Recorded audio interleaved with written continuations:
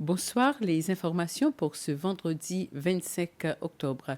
Des dirigeants de l'Assemblée nationale ont rencontré aujourd'hui le président Wavell Ramkalawan en sa qualité de chef de l'État. Une rencontre pour discuter d'une proposition visant à faire progresser l'autonomie de l'Assemblée nationale en tant que branche du gouvernement. Les représentants de US, le parti d'opposition à l'Assemblée nationale, n'étaient pas présents à la réunion. Le chef de l'opposition, Sébastien Pillet, et d'autres dirigeants du parti avaient préalablement présenté leurs excuses au président de l'Assemblée nationale. Le ministre des Finances, de la Planification nationale et du Commerce, M.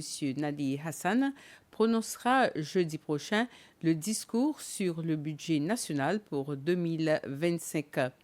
Le discours débutera à 9 h du matin et sera diffusé en direct sur SBC 2, Radio Cécile et la chaîne YouTube de l'Assemblée nationale.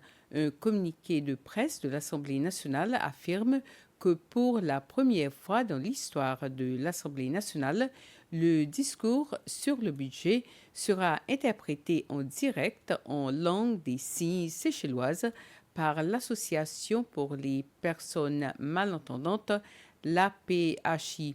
Ce communiqué ajoute que cela marque une nouvelle étape dans les efforts constants de l'Assemblée nationale pour promouvoir la communauté sourde des Seychelles et améliorer l'accessibilité aux travaux parlementaires. Une délégation chinoise de haut niveau, conduite par le président de la conférence politique consultative du peuple chinois, a rendu ce matin une visite de courtoisie au président Ramkalawan à State House. L'objectif principal de la visite de courtoisie était de continuer à renforcer les liens stratégiques entre la Chine et les Seychelles, en particulier après que le président Ramkalawan a rencontré son homologue chinois Xi Jinping lors du forum de coopération Chine-Afrique qui s'est tenu à Pékin, la capitale chinoise, le mois dernier. Lors de la réunion de ce matin à State House, les deux parties ont discuté du projet d'extension de Port Victoria et que la Chine a accepté d'aider les Seychelles sur d'autres questions de coopération. Après la rencontre, la délégation chinoise n'a pas accordé d'interview aux médias. Les élèves du secondaire qui suivent le projet Sandwatch auront désormais une plus grande appréciation de l'environnement grâce au projet Island Watch. Ce projet inclura des plages, mais ajoutera également les rivières et les récifs. Le gouvernement a officiellement lancé le projet avec la représentante de l'UNESCO pour les petits États insulaires en développement, Zulmira Rodriguez. Madame Rodriguez affirme que tel projet bénéficiera au PEID en termes de données sur l'environnement, ce qui permettra en retour de prendre des décisions éclairées en matière de protection de l'environnement.